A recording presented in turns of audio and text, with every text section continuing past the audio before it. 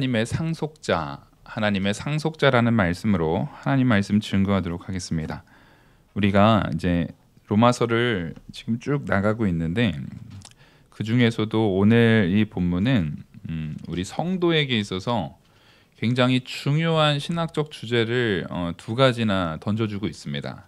그것은 일단 죄죽임이라는 부분과 그리고 중생한 성도인 우리가 죄를 죽여 나가야 되는 그 죄죽임이라는 부분과 또 하나는 우리가 하나님의 상속자다라는 그 두 가지 요소의 아주 중요한 신학적 주제를 다루고 있어요. 그래서 우리가 이 죄죽임이라는 거 하나만으로도 제가 이제 전에 이제 가끔 가다가 예를 드는 그 존 오웬이라는 유명한 청교도 신학자가 있어요. 청교도의 황태자라고 말할 정도로 유명한 분이에요. 근데 그분이 이제 자기의 책 중에 이 죄죽임에 대한 부분을 이제 논문으로 써서 사실상 많은 신학자들에게 큰 영향을 미치고 저도 그 매년 읽는, 그러니까 존 오웬 전집을 매년 읽어요. 매년 읽는데 그 안에 이제 신자 안에 내재하는 죄라든가 그 신자 안에 그 내면적인 안에서의 이 죄에 대한 부분을 굉장히 자세하게 다루고 그리고 그것을 죄죽임이라는 부분으로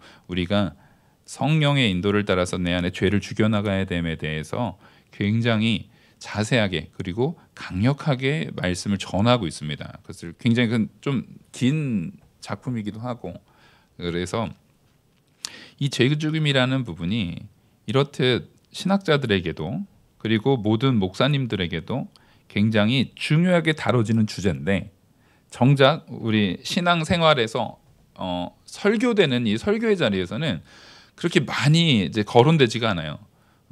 우리가 죄를 회개한다라는 느낌은 가지고 있지만 죄를 죽여야 된다라는 느낌은 사실상 많이 갖지 못하는 게 사실입니다. 근데 분명한 건 우리의 죄는 여기에서 반드시 죽여나가야 되는 거예요. 이 부분을 좀 미리 염두에 두라고 제가 먼저 이 단어를 선언해서 드린 겁니다. 그래서 오늘 같은 본문에는 예를 들어서 이제 13절이잖아요. 그 오늘 본문이 12절부터 13절, 17절까지 있는데 12, 13절 거기는 줄을 치고 그 사이에 옆에다가 좀 죄죽임이라고 이렇게 적어 놓으세요. 죄죽임이라고 적어 놓으시고 우리가 죄를 죽여 나가야 된다. 라는 부분이고 뒤에 보면 또 오늘 17절에 보면은 자녀이면 또한 상속자 곧 하나님의 상속자요 그리스도와 함께한 상속자니 우리가 그와 함께 영광을 받기 위하여 고난도 함께 받아야 할 것이니라. 자 여기서 상속자라는 부분도 여기다 좀 이렇게 줄을 쳐놓으시고 상속자라고 적으시고 이것은 탕자의 비유라고 옆에서 좀 적어놓으세요.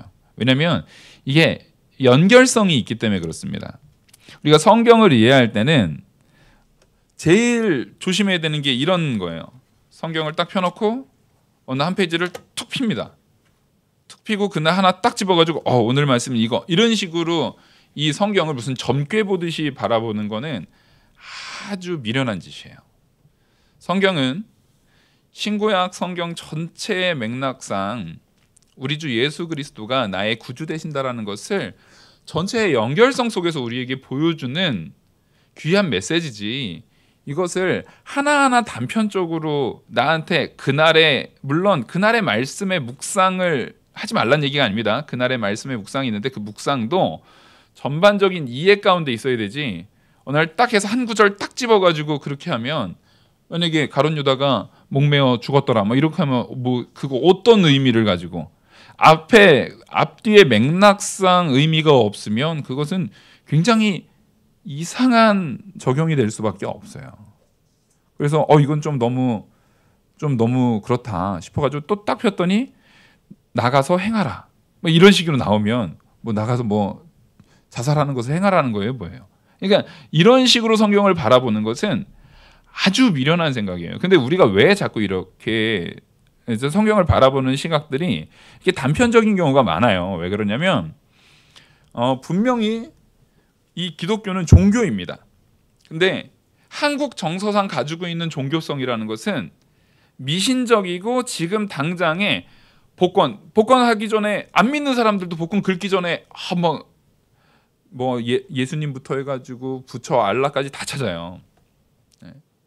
그러니까 이게 무언가 지금 당장에 내가 원하는 요 한 부분을 해소시키고 이것을 해결해 나가기 위한 일종의 수단으로서 자꾸 종교를 사용하려고 하거든요. 네, 신앙인은 따라하겠습니다. 하나님은 인격적인 하나님이다. 이거를 잃어버리는 순간에 우리는 기독교인이 아니에요. 하나님은 스스로 참 인격적인 존재이신 분이에요. 인격적이다라고 할 때 우리가 자꾸만 오해하는 게 원래 사람은 하나님의 형상대로 창조됐기 때문에 인격적인 존재가 된 거지 원래 유일하신 참 인격적 존재는 하나님 한 분뿐이세요. 그래서 하나님께서 자기 인격적인 하나님 존재에 대한 존재의 투영으로서 천사도 창조될 때 인격적으로 창조된 거고 사람도 창조될 때 인격적으로 창조가 된 거예요. 근데 동식물을 창조할 때는 거기에 인격성을 부여하지 않으셨어요. 그래서 인격적인 존재는 하나님과 천사와 사람밖에 없어요. 그러니까 우리가 하나님을 그렇게 비인격화시켜서 정말 어떤 일종의 내가 유익을 보거나 내가 무슨 혜택을 누리기 위한 수단으로서 하나님을 대한다고 한다면 이건 주객이 전도된 겁니다. 아주 패역한 거예요. 그러니까 우리는 하나님을 바라볼 때 단지 절대로 내가 무언가 얻기 위한 수단으로서 바라보지 않겠다라는 결심을 매 순간 하셔야 돼요. 왜 그러냐면 나도 모르게 하나님 이거 꼭 해결해 주셔야 돼요. 이 마음이 하나님을 사랑하는 마음에 전제되지 않으면 하나님을 말 그대로 내 일을 해결하기 위한 수단으로 사용하게 됩니다. 그래서 이 부분을 신앙생활을 해나가면서도 계속 지켜나가야 되는 거예요. 그래서 우리는 제가 이 부분은 이따가 상속자에 대한 부분에 있어서 수단화시키면 안 된다라는 부분을 다시 한번 말씀을 드릴 거예요. 제가 이 두 가지를 왜 항상 제 설교 스타일이 그러잖아요. 앞에 결론적인 부분을 이렇게 전제해요. 왜냐하면 그렇게 해서 설교를 들을 때 다시 한번 복습되는 느낌으로 이걸 좀 더 잘 깨달아질 수 있으면 하는 마음으로 여러 가지 이제 교육 방법론 같은 것도 이제 바라보니까 이제 보다 보니까 그게 유익하대요. 유익하다고 해서 하는 겁니다. 근데 머릿속에 그러니까 죄 죽임, 우린 중생한 자들은 죄를 죽여나가야 된다는 그 부분과 우리는 인격적인 하나님께서 하나님의 형상대로 창조한 하나님의 자녀요 상속자라는 것을 분명히 머릿속에 염두에 두고 12절부터 보시면 그러므로 형제들아 우리가 빚진 자로 돼 육신에게 져서 육신대로 살 것이 아니리라. 우리가 지금 빚진 자라고 말합니다. 그 뭐의 빚진 자예요? 아까 우리가 지난주에 설교 가운데 나눴던 것처럼 생명의 성령의 법이신 하나님의 법, 그 생명의 성령의 법이 죄와 사망의 법에 놓여있는 우리를 어떻게 하셨습니까? 생명으로 이끄신 거예요. 우리는 이제 더 이상 죄와 사망의 법에 놓여져 있는 자들이 아니라 생명의 성령의 법으로 참된 생명을 누리는 자들로 완전히 옮겨진 거예요. 그것을 구약 성경에서는 제가 로마서 하면서 누차 강조했습니다. 많이 강조해도 전혀 부족함이 없어요. 여러분들의 머릿속에 계속 각인을 시켜서 어느 누가 신천지가 됐든 이단이 됐든 아니면 초신자가 됐든 우리한테 뭘 딱 물어봤을 때 이게 툭 나가야 돼요. 구약 성경의 출애굽의 사건은 정확하게 세상, 사망, 죄와 사망의 법이 주장하고 인도하고 있는 애굽이라는 특정한 나라의 형태를 하나님께서 예표로 스토리로 보여주시는 거예요. 그 애굽에서 하나님께서 모세를 보내서 어떻게 합니까? 출애굽을 시키는 겁니다. 출애굽을 시켜서 이제 하나님의 백성이 하나님께 예배하도록 이제 더 이상 세상의 법에 죄와 사망의 법인 애굽에 머물러 있지 않고 생명의 성령의 법이 우리를 주장하는 하나님의 인도를 따라간다라는 것을 정확하게 그 출애굽 사건에 대한 내용을 통해서 우리에게 보여주신 거예요. 그것이 이제 이 로마서에서 보다 체계적으로 우리에게 소개되고 있는 겁니다. 그래서 우리는 애굽에 종살이 하던 자들이에요. 애굽에 종살이 하더라는 게 무슨 의미입니까? 죄의 종된 자들이라는 거예요. 그 죄의 싹은 뭔데요? 사망이에요. 그래서 죄와 사망에 종돼 있던 우리들입니다. 죄와 사망에 종돼 있으니까 우리는 당연히 뭐에 거할 수밖에 없는 자들이 됩니까? 죄, 사망에 거할 수밖에 없는 죄들이 된 거예요. 그러니까 그게 우리한테 너무 자연스러웠습니다. 전혀 이상한 게 없었어요. 그래서 불신자들이 성도의 시각에서 볼 적에는 죄인데도 불구하고 그 죄에 대한 요소를 하면서도 전혀 양심의 가책이 없는 거예요. 그래서 우리가 전도할 때 우리는 사람은 다 죄인입니다. 하나님 앞에 그 죄를 회개해야 됩니다. 당신의 그 죄를 그리스도께서 다 해결해 주십니다. 라고 하면서 죄인이라고 말하면 그 좋아하는 사람 아무도 없습니다. 왜요? 내가 왜 죄인이야? 내가 너보다 훨씬 잘 산 것 같은데 왜 자꾸 저 기독교인들은 그냥 이상하게 와가지고 기분 나쁘게 자꾸 우리 보고 죄인이래. 난 법 없이도 사는 사람인데. 그러면서 그 죄에 대한 기준이 달라요. 죄에 대한 기준이 하나님 앞에 거룩한, 하나님 앞에 죄되지 않는 자로서의 사는 모습이 아니라 내 기준에 그 죄에 대한 가치를 설정해버리는 거예요. 내 기준에 내가 기분 좋으면 좋은 거예요. 내가 나쁘면 나쁜 거예요.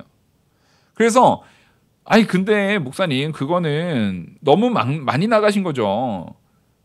죄에 대한 부분은 그래도 국가 법이라는 게 있는데 그 법이라는 게 있는데 그 법 안에서 내가 죄인 게 드러나지 않습니까? 맞아요. 법 앞에서 드러나는데 세상의 법이라는 것은 절대 권력, 무소불위의 절대 권력자가 나오면 그 절대 권력자에 의해서 그 권력자가 원하는 대로 법이 바뀝니까? 안 바뀝니까?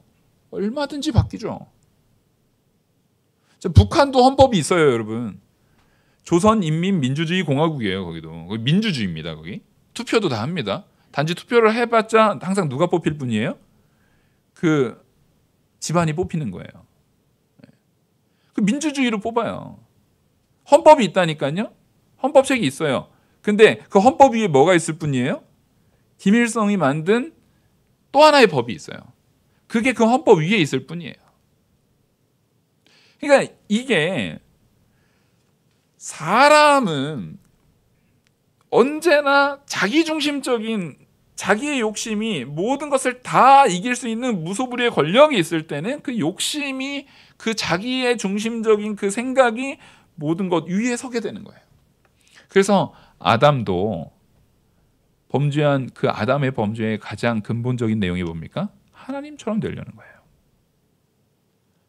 하나님의 명령, 하나님의 그 법이 나를 누르는 게, 그 하나님의 법 아래 내가 있어야 되는 게 싫은 거예요. 그래서 그 법을 초월한 존재, 그 법도 나를 어떻게 하지 못하는 존재, 그게 좋은 거예요. 그래서 학생들이 학교 졸업하고 나면 꼭 학교를 찾아가죠. 학교를 찾아가는데 처음에 졸업한 지 얼마 안 돼서 찾아갈 때는 마음이 뿌듯합니다. 왜냐하면 옛날에 저기에서 머리 이게 단발해야 되고 막 옷도 뭐 이렇게 규정해서 사로잡혀 있어도 요즘에는 그런 것도 없나요? 학교에 별로 없는 것 같은데 그 규정되어져 있던 것에서 탈피된 게 너무 좋은 거예요. 근데 이제 좀 더 시간이 지나 보면 알죠. 그때가 좋았다. 그때가 좋았다라는 것을 얼마 안 지났을 땐 몰라요. 그 법이라는 것이 나를 얼마나 보호해주고 있는지를 미처 몰랐다가 나중에 진짜 이 세상의 매운맛, 쓴맛을 다 보고 나면 그때가 좋았구나라는 것을 깨닫게 되는 거예요. 우리도 마찬가지입니다. 우리는 근본적으로 본질상 진노의 자녀들이기 때문에 기본적으로 하나님의 법 아래 있는 게 싫어하는 자들이에요. 하나님의 법이 싫어요. 하나님이 나를 주장하시는 게 싫어요. 귀찮아요. 내 마음대로 살고 싶어요. 그래서 내 마음대로 살려고 하면 그 만약에 살았다고 하면 그것은 우리에게 저주일 수밖에 없어요. 근데 다행히도 우리의 아버지 되시는 하나님은 우리를 자기 마음대로 살게 내비두시지 않습니다. 여러분들이 한방 발버둥 쳐보세요. 그게 되나? 발버둥 치셔봤자 빙글빙글 돌아가지고 광야 40년 돈다라고 생각하시면 돼요. 발버둥 쳐봤자 40년 동안 맞고 돌아오실래요? 그냥 돌아오실래요? 예, 그거 결정하는 거예요. 내가 지혜가 있다면, 내가 지혜가 있다면 지금 바로 최대한 빨리 돌이키는 게 제일 귀한 거예요. 그래서 부모의 신앙이 왜 중요하냐면 그 부모 자신에게도 중요하지만 그 자녀에게 돌아가야하는 그 쓸데없이 시간 낭비하는 것을 굉장히 줄여줄 수 있는 게 큰 은혜예요. 그래서 저같이 할머니 때부터 믿는 집안에 태어나가지고 모태신앙으로 자란 사람들은 참 복된 사람들입니다. 저는 그게 너무 자랑스럽고 되게 복되다라는 걸 느껴요. 그래서 평소에 살면서도 여러분 진짜 자녀를 위해서 또 손자를 위해서 정말 열심히 기도하셔야 됩니다. 왜냐하면 그게 얼마나 복된 건지 제가 살아보면 느껴진다니까요. 제가 딱 그 흔히 얘기하는 3대째 믿는 집안의 아들이거든요. 근데 분명한 게 있어요. 제가 한 거보다, 제가 행한 거보다, 제가 열심 낸 거보다 언제나 더 받아요. 아니 이렇다는데 이게 진짜 확실합니다. 제가 목회에 양심을 걸고 여러분들에게 말씀드릴 수 있어요. 근데 이거 적어도 나는 못 누렸어도 내 아들 때는 누리게 안 하실 거예요? 내 손자 때 누리게 안 하실 거예요? 사활을 걸고 하셔야 됩니다. 각오를 가지고 하셔야 돼요. 그 눈에 넣어도 안 아플 내 손주 손녀 보세요. 그들을 위해서 여러분 기도하셔야 되는 거예요. 그들이 이 은혜를 누리게 하기 위해서. 그것을 누가 먼저 이루셨냐고요. 우리 하나님께서 생명의 성령의 법으로 우리를 죄와 사망의 법에서 건져내셨다니까요. 우리를 그 악한 자리에, 그 패역한 자리에, 그 더러운 자리에, 그 비참한 자리에 놔두지 않으려고 우리를 이끄셨다니까요. 그래서 그러므로 우리는 그 하나님 앞에 뭐한 자들입니까? 빚진 자들입니다. 그래서 12절을 13절에 이렇게 말하는 거예요. 형제들아, 우리가 빚진 자로 돼. 바로 그 빚을 진 거예요. 하나님께서는 우리를 따라하겠습니다. 중생시키셨다. 예, 새롭게 태어나게 하신 거예요. 중생했다라는 것은 거듭났다라는 거예요. 새롭게 태어났다라는 거예요. 이제는 완전히 우리가 새 생명이 됐다라는 거예요. 죄와 사망에 놓여져 있던 그 자리에서 성령의 생명의 성령의 법으로 우리가 완전히 새 사람이 된 거예요. 이것을 신학적으로는 새 창조라고 말합니다. 여러분, 창조 사역은 온전히 누구만 하시는 사역이에요? 하나님이 하시는 사역이잖아요. 근데 성경은요, 우리의 구원을 중생한 거듭남을 통해서 나타나는 우리의 구원을 성경은 뭐라고 하냐면 새 창조라고 말한다고요. 그러니까 창조했는데 사람이 자신의 죄로 인해서 범죄함으로 사망에 처해졌단 말이에요.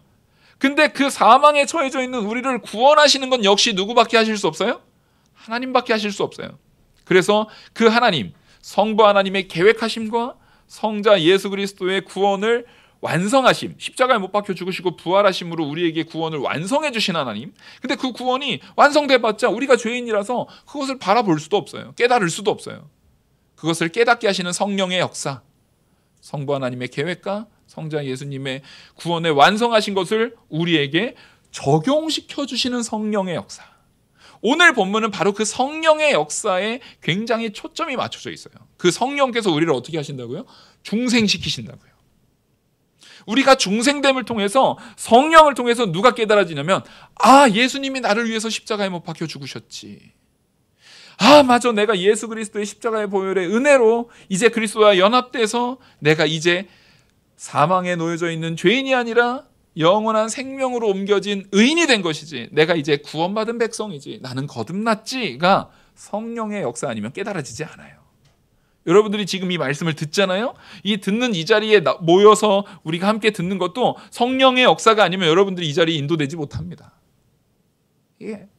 우리는 모든 매 순간순간마다 호흡하는 때마다 성령의 역사 안에서 살아가고 있는 거예요. 그래서 그 성령의 은혜를 우리는 빚진 자라는 것을 알아야 돼요. 그러니까 그렇게 성령의 은혜로 영의 빚을 진 자, 성령의 빚을 진 자가 육신대로만 살면 되어야 안 돼요. 안 된다는 겁니다.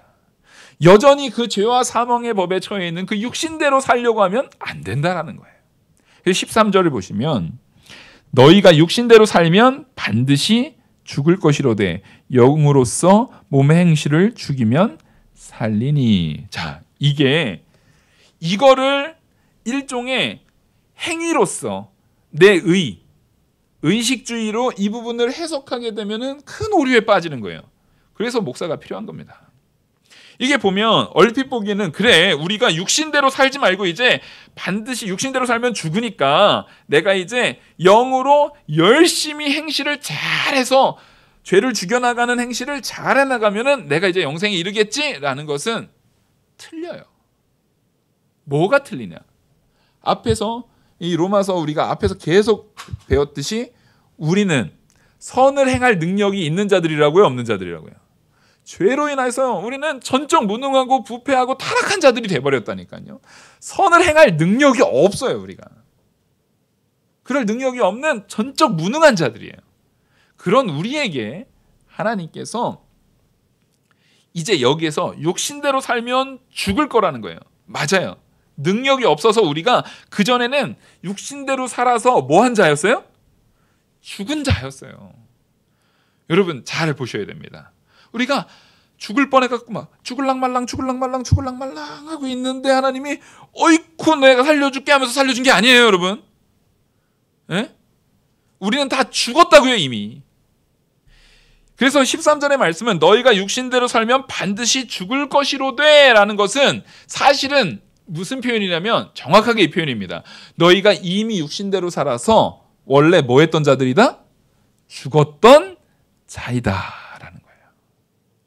그래서 우리는 중생해야 되는 거예요. 거듭나야 되는 거예요. 새 창조로 새 생명으로 완전 변화돼야 되는 사람들인 거예요. 그렇게 완전 죽었던 사람을 영으로서 누구예요? 이 영이 누굽니까? 성령 하나님을 얘기하는 거죠. 성령 하나님이 그 영으로서 몸의 행실을 죽이면 그 영이 우리를 살려주신 거예요.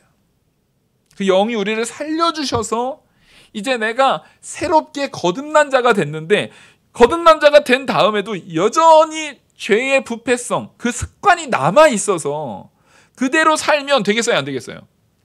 그대로 살면 안 된다는 걸 얘기하는 거예요.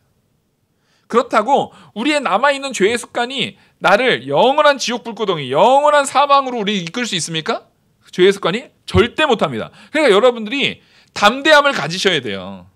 우리는 하나님이 택한 백성인 나, 이미 중생한 나, 거듭나게 하신 내가 다시는 그 죄의 자리, 다시는 사망의 자리, 다시는 그 영원한 지옥 불구덩이 속에 빠지는 그 비참한 사망의 자리에 처해지지 않습니다. 근데 여기까지만 딱 얘기하면 구원파처럼 막 살면 안 되잖아요. 그러니까 그 몸의 행실을 죽이면 살리니 라고 말하는 내용을 통해서 우리한테 너희는 마땅히 몸의 행실을 죽여나가면서 성령의 인도 따라 예수 그리스도를 닮아나가는 삶을 살아야 됨을 우리한테 보여주고 있는 거예요. 함부로 살지 말라는 거예요. 왜요? 이제는 우리가 어떤 존재가 완전히 존재가 바뀐 거예요. 완전히 거듭나서 새로운 존재로 완전히 바뀌었어요. 어떤 존재요? 성전이 되어버렸어요. 그래서 나를 살리신 그 영이 내 안에 계십니까? 안 계십니까? 계시죠. 근데 그 영이 누구시라고요? 성령 하나님이라고요. 하나님이 계시면 하나님이 계시는 곳을 성경에서는 뭐라고 말합니까? 성전이라고 말합니다. 근데 그 성령 하나님이 누구한테 계시다고요? 자, 다 자기를 가리키시면서 나에게 계시다고요. 나에게. 그러면 여러분들이 다 뭐가 된 거예요? 성전이 된 거예요. 그럼 성전에 합당하게 사셔야죠. 성전을 오물천지로 만드실 거냔 말이에요.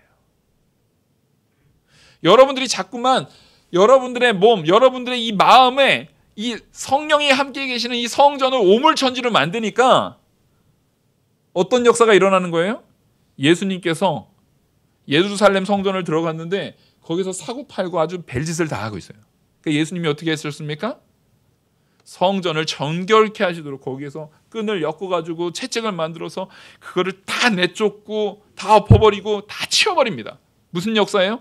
성전을 정결케 하시는 역사를 예수님이 하셨어요. 근데 그 예수 그리스도가 성령을 통해서 우리 안에 연합되어 있다니까요. 그러니까 여러분이 일상생활 속에서 평소의 생활 속에서 죄 가운데 더럽게 살아가고 있으면 성령께서 그 역사를 반드시 내 안에서 또 이루십니까? 안 이루십니까? 반드시 정결케 하시는 역사를 계속 행하실 거예요. 그러니까 여러분들이 맨날 마음이 비참하게 상한 심령이 될 수밖에 없어요. 찔리는 마음이 자꾸 들 수밖에 없어요. 여러분, 이거는 이상한 게 아니라 여러분들이 건강한 겁니다. 영적으로 건강한 거예요. 왜냐하면 우린 죽을 때까지 여전히 내 마음에 죄악이 있어요, 없어요? 그 죄의 습관이 있는 겁니다. 절대 그 죄의 습관이 여러분들을 지옥으로 이끌지 못해요. 여러분들을 절대 망하게 만들지 못해요. 하지만 죄의 습관이 있어요. 근데 그 습관도 강하지만 그 습관보다 더 강하신 성령 하나님이 어디 계세요? 우리 안에 계시다니까요. 그리고 그 성령 하나님이 우리를 놔요, 안 놔요? 안 놔요, 절대. 여러분들 절대 포기 안 해요. 그러니까 아까 말했던 것처럼 지금 빨리 돌이키면 덜 맞는 거고 늦게 하면은 더 고통스러운 것뿐이에요. 하나님께서 죽을 때까지 우리를 절대 그냥 내비두시지 않아요. 반드시 정결시키시고 반드시 거룩하게 하시고 점점점. 그것은 언제까지요? 영원한 천국에서도 우리는 계속 거룩을 추구해 나가는 겁니다. 누구의 거룩이요? 우리 주 예수 그리스도를 닮아 나가는 거룩을 계속적으로 추구해 나갈 거예요. 그러니까 우리는 반드시 우리의 몸의 행실을 죽여나가야 되는 거예요. 누가 거하시기에 합당한 장소로? 성령 하나님께서 거하시기에 합당한 장소가 되도록. 그래서 14절 보시면 무릇 하나님의 영으로 인도함을 받은 사람은 곧 하나님의 아들이라. 여러분, 이게 굉장히 중요한 겁니다. 이게 엄청난 선언이에요. 따라하겠습니다. 양자됨. 네, 제가 아까 죄죽임과 이제 상속자에 대한 부분을 얘기했는데 양자됨을 얘기하는 것은 다 말해주면 앞에 3개나 말하면 복잡하니까 그런 거예요. 14절을 딱 하시면서 우리가 양자됐다라는 거예요. 양자됐다라는 것은 우리가 이제 누가 됐다라는 거예요? 하나님의 자녀가 됐다는 거예요. 그러니까 양자됨이 없이는, 하나님의 자녀됨이 없이는 아까 17절에 읽었던 상속자가 될 수 있습니까? 없습니까? 없어요. 이 양자됨이라는 것이 바로 중생과 같은 의미로 보셔도 무방합니다. 우리가 중생이기 때문에 성령님께서 우리를 다시 살려주셨기 때문에 우리는 하나님의 뭐가 되는 거예요? 자녀가 되는 거예요. 그래서 14절에 무릇 하나님의 영으로 인도함을 받은 사람은, 하나님의 영, 바로 성령의 인도함을 받은 사람은 그 뭐합니까? 중생한 자죠. 예. 성령의 인도를 받은 사람은 중생한 자입니다. 그래서 이 하나님의 영은 분명히 성령이고 성령 곧 중생한 자의 영이라고 이 본문이 정확하게 말하고 있어요. 그러니까 우리를 중생하게 하시는 분은 누구세요? 성령 하나님이시라는 거예요. 그래서 성령 하나님을 통해서 우리가 중생함을 통해서 새 생명으로 인도함을 받은 사람은 그제서야 하나님의 아들이다 일컬음을 받는 거예요. 우리가 택함을 받는 거예요. 중생한 자가 됐을 때. 그래서 제가 전에도 한번 말씀드렸듯이 알미니안주의라든가 이런 행위를 이제 펠라기우스주의자들이라든가 알미안주의자들이라든가 이런 사람들, 뭐 이 용어는 잊어버리셔도 돼요. 행위로서 구원받는다라고 착각하는 사람들은 자꾸만 그 행위를 강조하려고 그래요.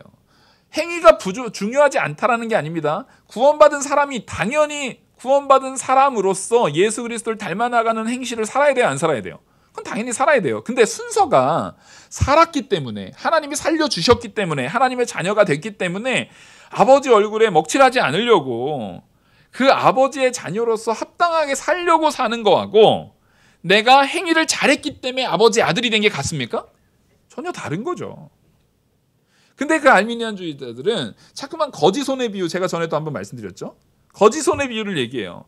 그래도 내가 어쨌든 하나님한테 은혜를 받으려면 그 거지가 손이라도 내밀어야 되지 않느냐, 구걸이라도 해야 되지 않느냐, 구걸에 열심이라도 내야 하나님이 그 은혜를 줄 거 아니냐, 그럴듯해 보이죠. 근데 여기에서는 뭐가 틀렸다고 했습니까? 앞에서 말했듯이 우리는 죽을랑말랑 너무 배고파가지고 죽을랑말랑 하고 있는 걸 하나님이 살려주신 거라고요? 아니라고요. 우린 이미 죄와 사망의 법에서 죽었다고요. 거지가 어쨌든 손을 내미는 것도 살아있으니까 손 내미는 거지. 죽은 시체가 손 내밀 수 있어요? 없어요. 우리는 내가 시체라는 걸 인정해야 돼요. 시체였던 나를 하나님이 살려주셔서 새 창조로 중생시켰다라는 것을 인정할 때 참된 신앙이 나오는 겁니다. 그래서 알미니안주의자들이 말하는 그 거지 손의 비유는 맞아요. 우리도 말할 수 있어요. 중생한 다음에 그 거지와 같이 비참한 상태에 놓여져 있는 우리가 계속적으로 그리스도를 닮아나게 하기 위해서 성령의 인도를 따라 하나님의 은혜를 구할 수 있습니까? 없습니까? 구할 수 있죠. 우리가 얼마든지 하나님 앞에 은혜를 구하죠. 여러분 열심히 구하십시오. 열심히 손 내미십시오. 하지만 그 손 내밈을 통해서 우리가 구원받은 게 아니라 하나님이 구원해 주신 우리가 하나님 앞에 생명을 얻은 우리가 손을 내미는 거예요. 그 순서를 잘 아셔야 돼요. 그 순서가 아주 중요해요. 그래서 우리는 전적 무능하고 전적 타락하고 전적 부패한 나를 하나님께서 살려주셨고 그렇게 우리를 양자 삼아주신 거예요. 그 양자 삼아주신 우리가 완전히 신분이 바뀐 거죠 이제.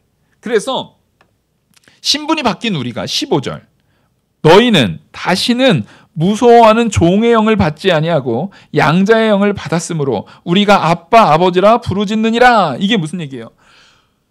우리가 죄의 사망의 종이었잖아요.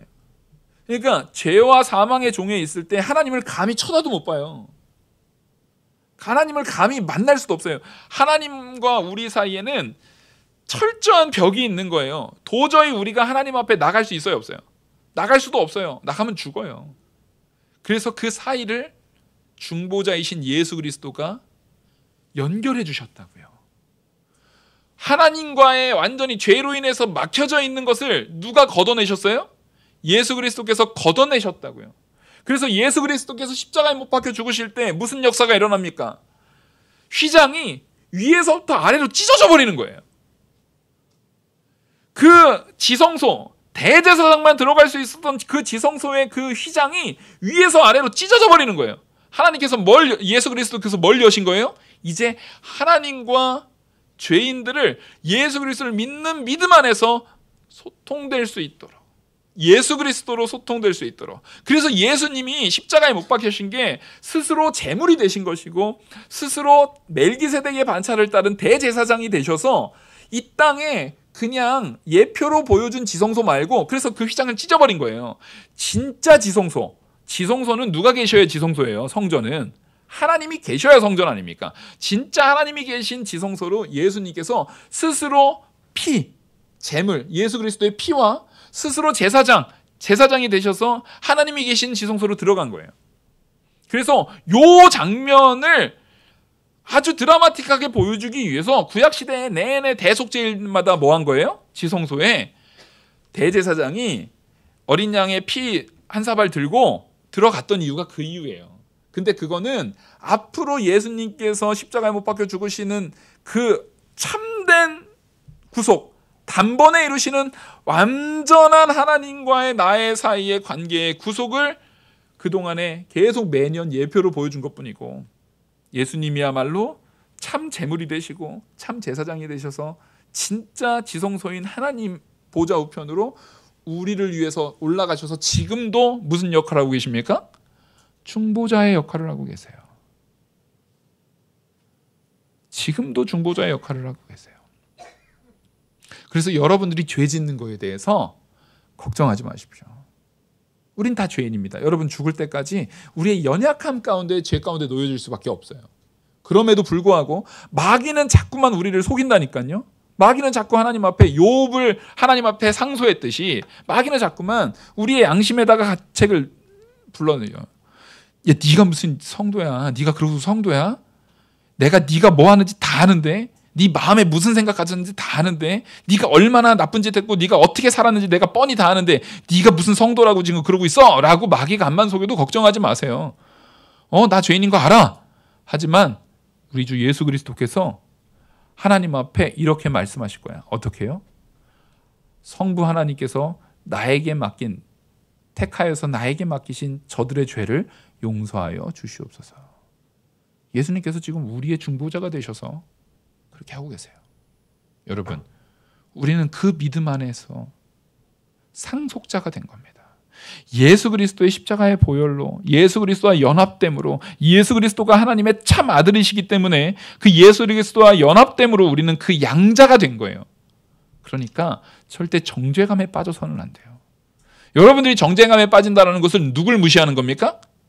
하나님의 구원 사역을 무시하는 거예요. 예수 그리스도의 십자가의 보혈을 아주 무시해버리는 거예요. 가치 없게 느껴버리는 거예요. 그래서 우리는 더 이상 그 종의 영으로 하나님을 두려워하고 이런 게 아니라 하나님 앞에 아빠라고 부를 수 있는 거예요.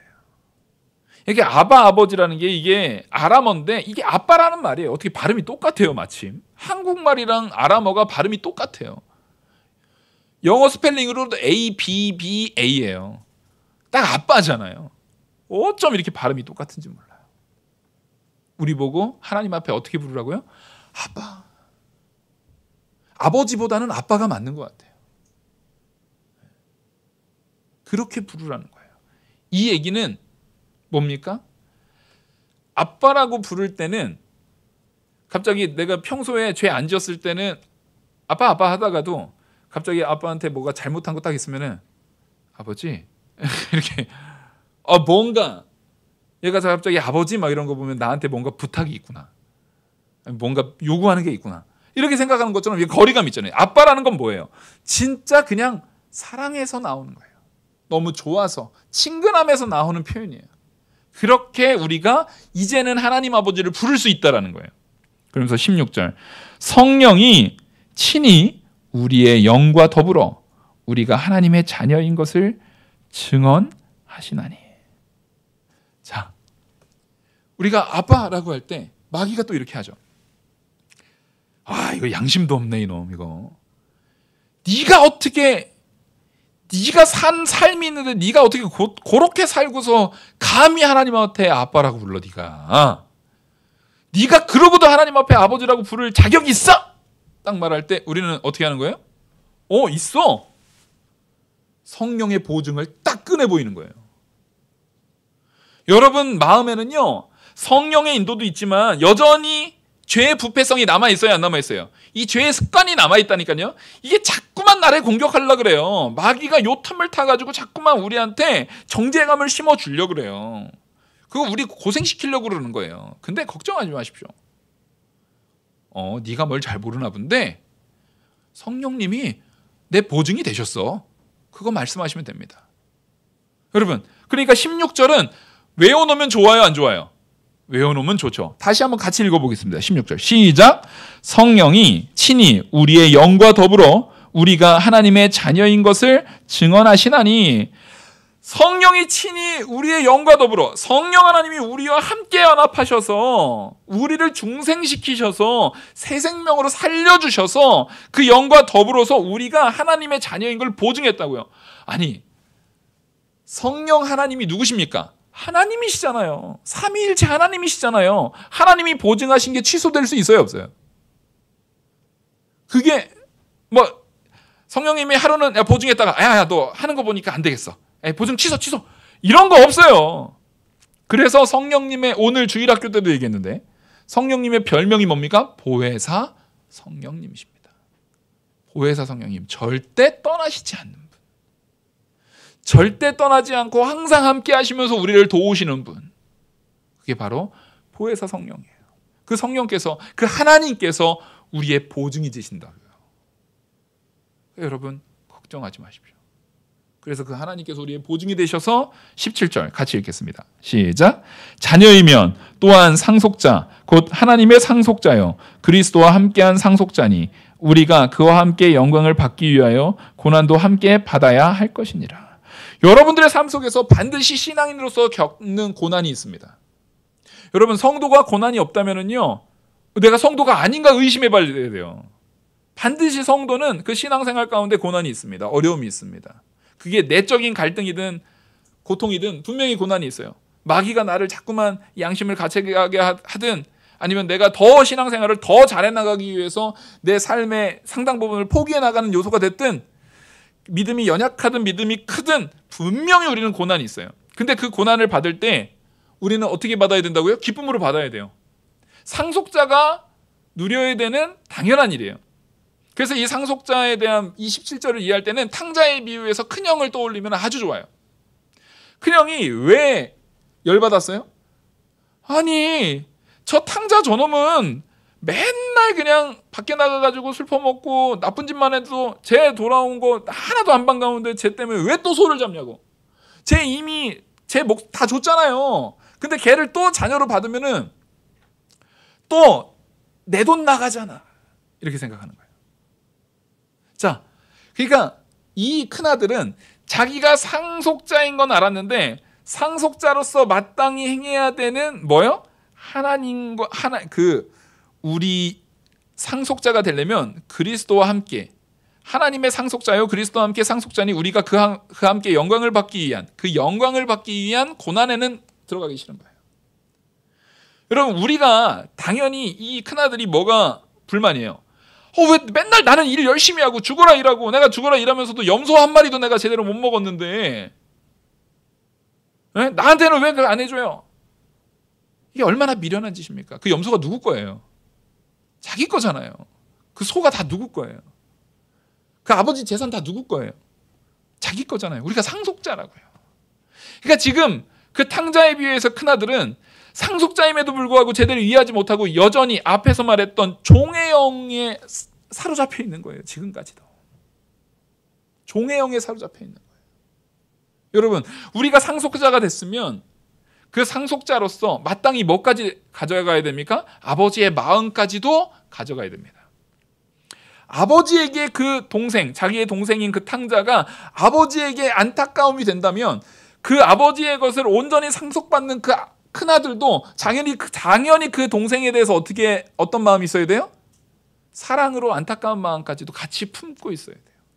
그래서 성경에서는요, 자기 형제를 돌아보지 않는 사람은 아주 인간 취급하지 말라고 그랬어요.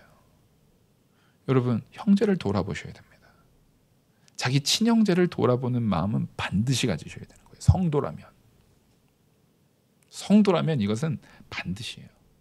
왜요? 우리 모두가 다 하나님의 자녀이기 때문에 그래요. 그리고 성도 간의 교제도 여러분 사활을 걸고 잘 섬기셔야 됩니다. 사활을 걸고 사랑하세요. 좀 이상하죠? 사랑이 뭘 사활까지 걸어야 돼? 예, 사활까지 거셔야 돼요. 그것을 하지 않으면 우리가 불순종에 처해지는 거예요. 그래서 우리가 하나님의 상속자이다. 내가 상속자로 이 모든 것을 다 누리는 은혜를 누렸는데 온전히 하나님 말씀대로 바로 살아야지. 하나님의 말씀대로 바로 살아야지 라는 마음을 반드시 가지셔야 돼요. 로마 시대에는 여기에서 말하는 양자되고 상속자에 대한 부분을 이 시대 자체가 로마 시대잖아요. 딱 로마에서 당시에 양자와 상속자가 되는 부분을 가지고 이 본문을 적은 거예요, 바울이.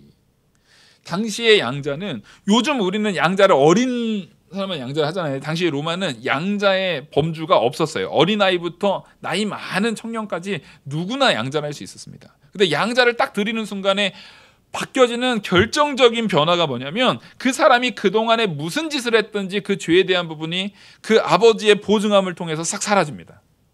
그리고 양자가 되는 순간에 바로 상속자가 돼요.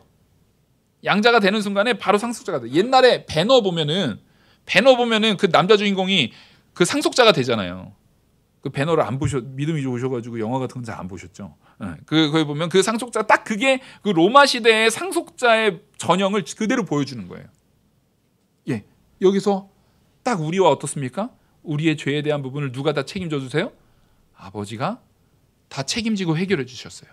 그리고 우리를 상속자로 삼아 주신 것. 바로 그 로마 시대의 상속에 대한 내용을 가지고 이 본문을 우리에게 전하고 있다는 것을 마음에 새기고요. 하나님께서 우리를 사망에서 중생시켜 주셨습니다. 거듭나게 하셨어요. 새 창조를 해주셨어요. 그래서 우리는 이제 하나님의 자녀 됐고 상속자입니다. 그러니까 마귀의 꼬임에 넘어가지 마시고요. 두려워하지 마시고요. 철저하게 믿음 안에 바로 서는, 그래서 예수 그리스도를 닮아나가는 삶까지도 살아가는 저와 우리 성도님들 되기를 간절히 소망합니다. 기도하시겠습니다. 은혜와 사랑이 많으신 하나님 아버지, 우리가 하나님의 은혜로 생명을 얻은 중생한 자고 영생의 은혜를 누리는 하나님의 자녀로서 양자되었고 그 양자됨을 통해서 하나님의 상속을 받아 누리는 귀한 존재가 되었습니다. 그에 합당하게, 상속자의 신분에 합당하게 우리가 내 안에 있는 그 죄의 부패성을 죽여나가기에 힘쓰는 성도되게 은혜 내려 주시옵소서. 이 모든 말씀 살아계시는 우리 주 예수 그리스도의 이름으로 기도 올리옵나이다. 아멘. 찬송가 400